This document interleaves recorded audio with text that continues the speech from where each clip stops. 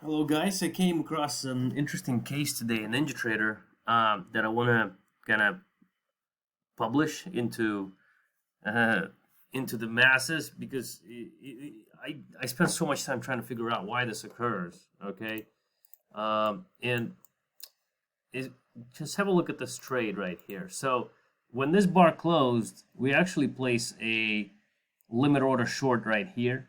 Okay, and on a backtest, right? On a historical backtest with no tick resolution or anything, right? Uh, like we expect, and we also place the profit target is around here and the stop loss is around here. So we don't really know which way is going to play out, right? I mean, obviously it's more likely that when this bar opened up and hit this limit order right here, it was placed right here. Sorry, yeah, limit order right here. It's more likely that the market's actually going to continue up and exit you with the profit with the stop loss, rather than go to this level and then bounce back way down here to hit the profit target and then go back up, close, and then continue, right? So in real life, there can only be one play out. But on a backtest, it seems that NinjaTrader has an algorithm inside that's kind of does stuff. So watch this. So right now I am only trading shorts. It's exactly the same code. So in this case, I'm trading shorts only.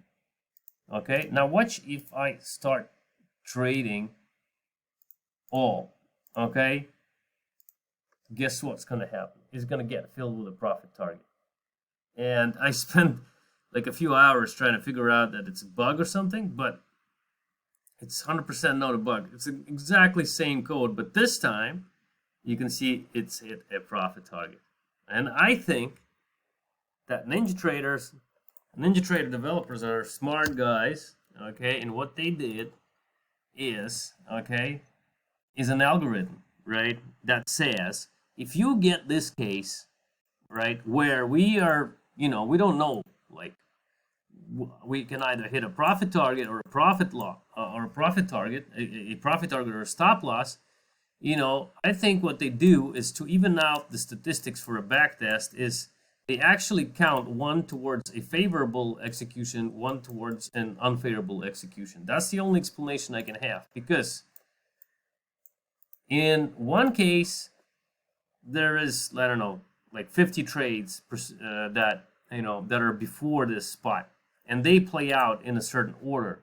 Okay, so one was in the favor, another, I don't know, there's probably like a few cases like this or something, right?